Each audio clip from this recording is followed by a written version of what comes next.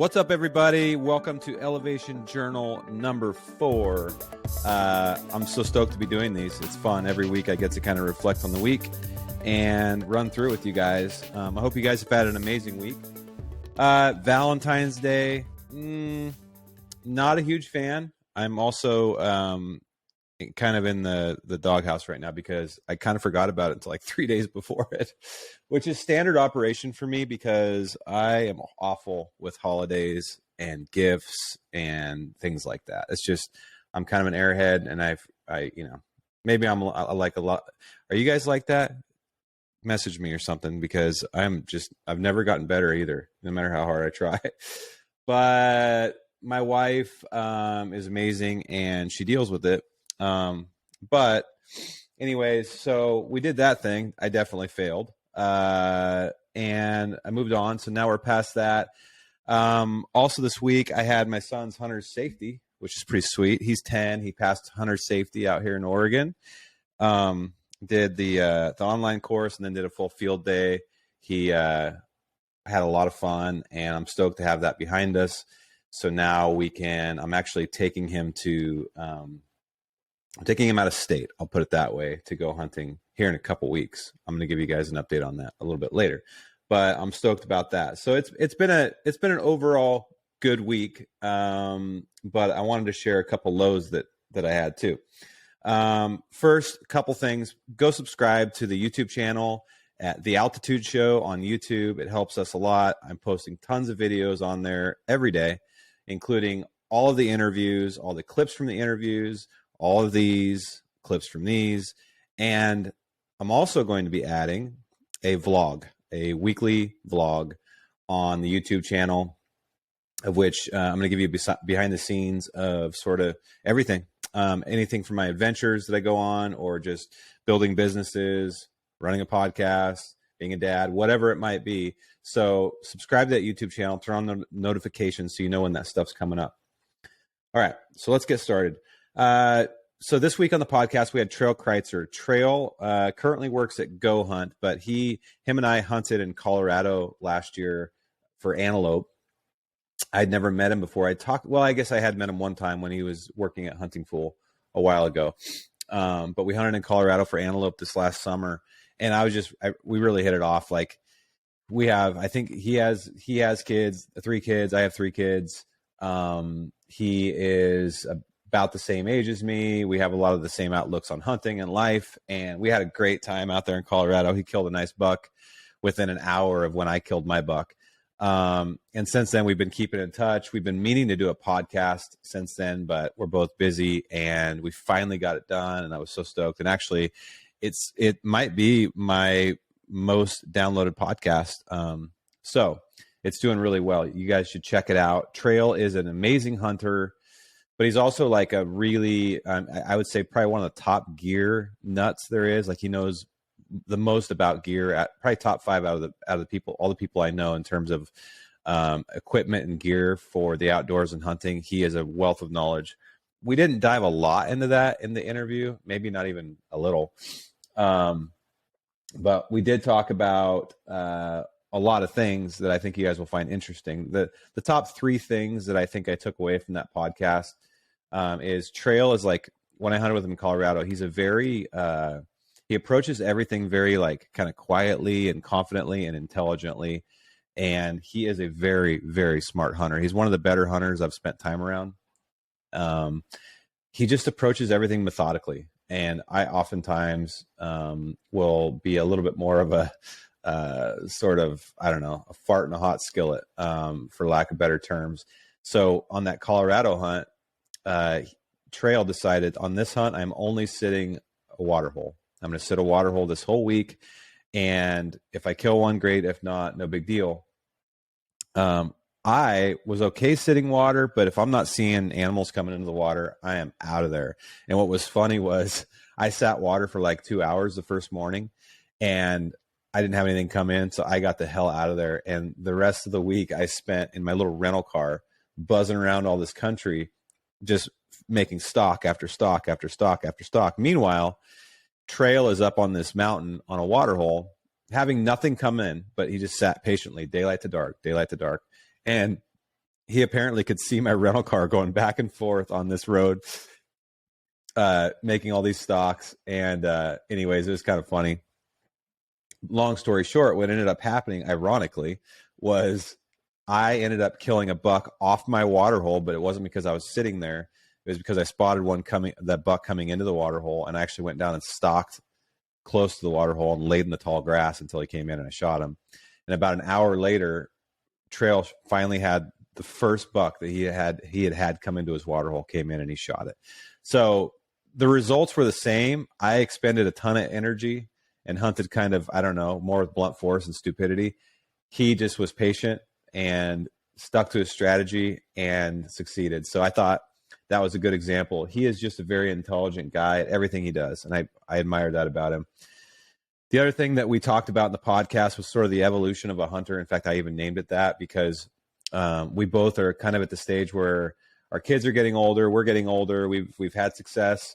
And we just talked about like trying to milk the experience for all it's worth, as opposed to focusing on just filling tags or, only hanging success on that one metric. And we talked about that a lot in Colorado. Even though we were both successful, we both like really enjoyed the experience. And I find this as I get older, I value that more. And even as I'm thinking forward, I think I'm going to bounce around less from state to state. I think I'm going to pick a couple or a few hunts a year to really, really dig into and enjoy the experience and milk them for all they're worth, especially as tags are getting harder to draw and access is becoming more limited. All the populations are struggling, all those things.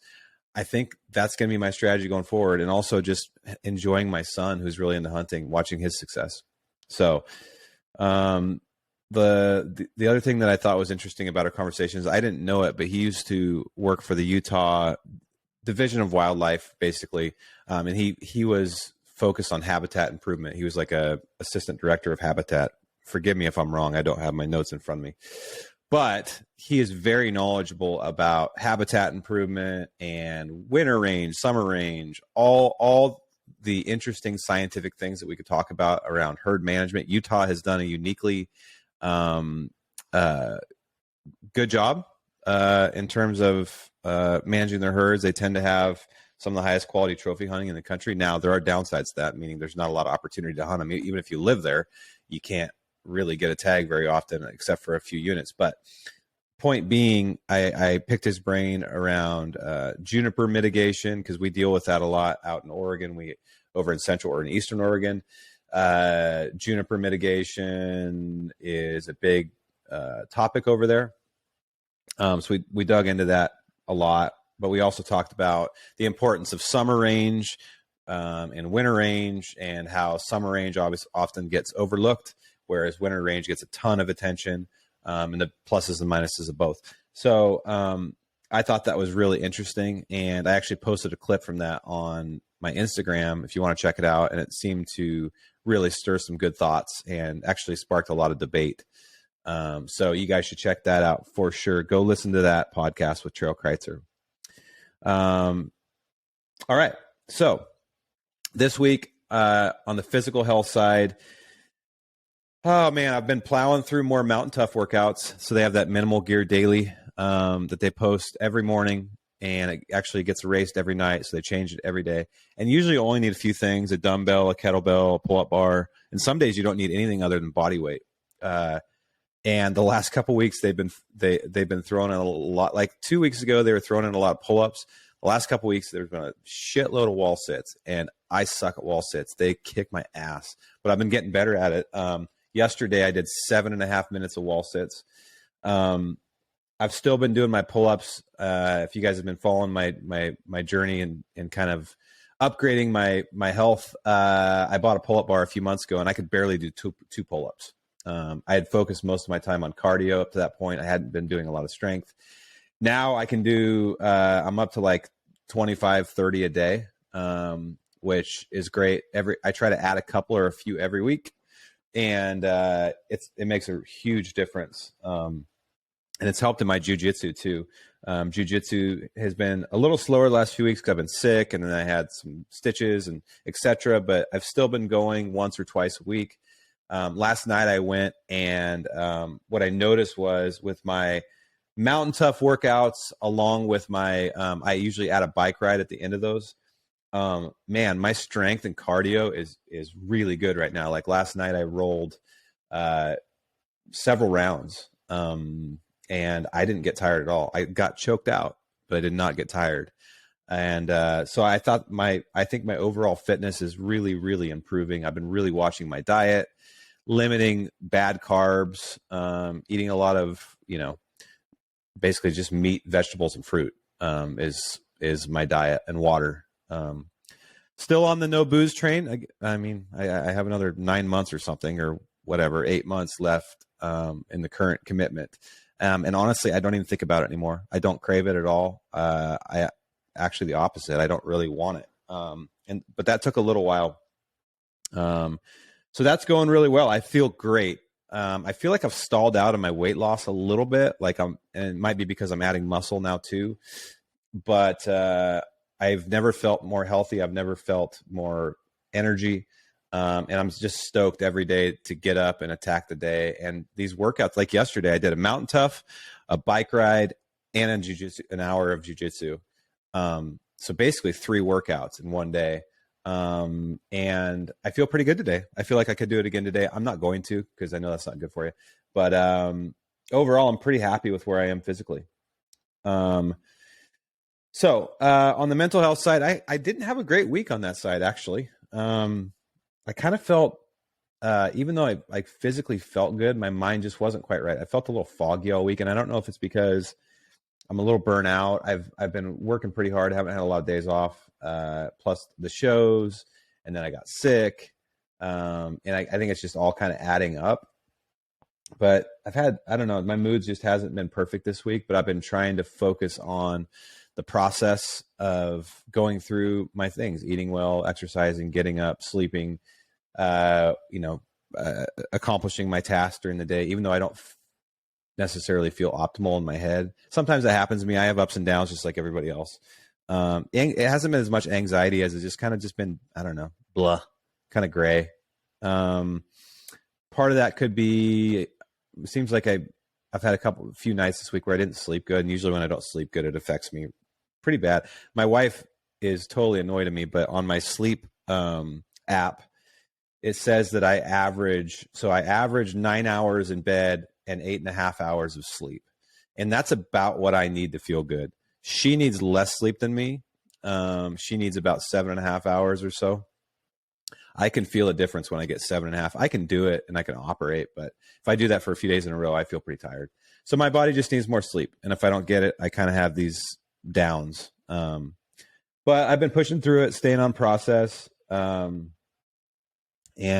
the other thing that I think got me down this week is I had a couple losses, not losses, but like, I don't know, just I lost a couple battles on the business side this week that I would have liked to have won.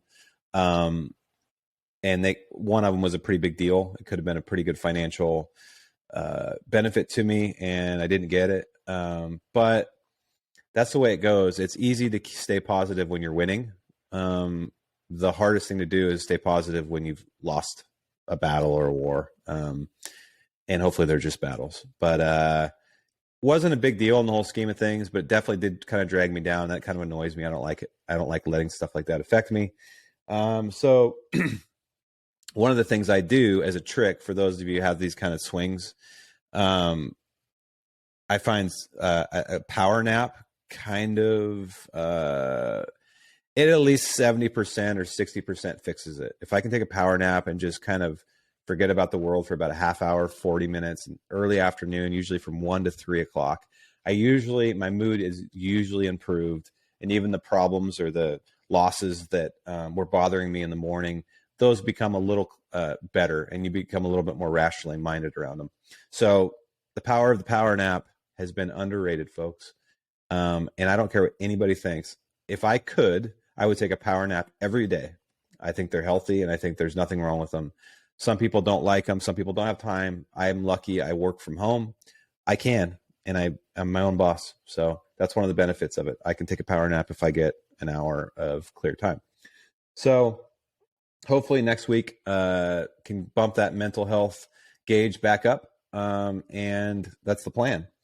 All right. So before we take off for the weekend, I wanted to leave you guys with something that really helps me, and I hope it helps you too. That I guess I just unconsciously do, but I've just noticed that not everybody does. So I always have something to look forward to. So even this week, when I kind of had a mentally down week, one of the things that pulled me through it is I always have, it's usually a trip or an experience that I have to look forward to. So in this case, I'm going to Hawaii in about 10 days with my son and my dad and my brother, and we're going to shoot some axis deer. I love Hawaii. I've been going there my whole life. I've been very fortunate, and I always prioritize it and save for it. And we found some cheap tickets, and we're going to go out there just for like 5 days, which is actually against my rules. I try to never go there for under 10 days, but we're going to break the rule for this time. But this week, when I was kind of feeling gray and bleh, thinking about like that experience that I'm going to have with my son and my dad and my brother kind of lightened it up. So I got to thinking before I recorded this that I'm always looking forward to something, usually an experience. So whether that's a hunting trip coming up several months down the road or soon, or a vacation with the family, or a getaway. Oh, also I'm going to the Eagles concert this weekend in Portland, which is my all-time favorite band. My wife booked it for me for Christmas, and I've been looking forward to that. So sometimes things in the future that are kind of delayed gratification can get you through kind of downtimes. So with that said, go find something to look forward to. I hope you guys had a great week, and I hope you have a wonderful weekend. Last thing I'll say is I did put out a bonus podcast yesterday with Hillary Lampers, and we talked a lot about health. So if you like thinking about your health, improving your health, go check out that episode with Hillary. Subscribe to our podcast. Follow me on Instagram. And spread the word, folks. I appreciate it. Have a great weekend.